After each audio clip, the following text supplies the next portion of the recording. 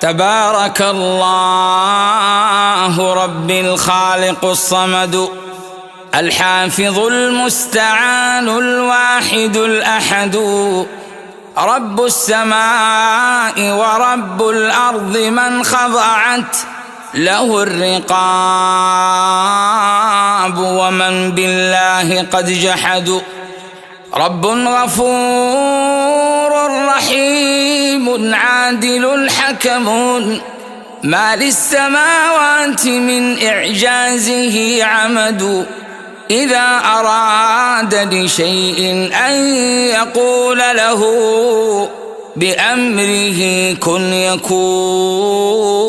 الخير والمدد ما للإله شريك أو أخ وأب وليس لله صاحبة ولا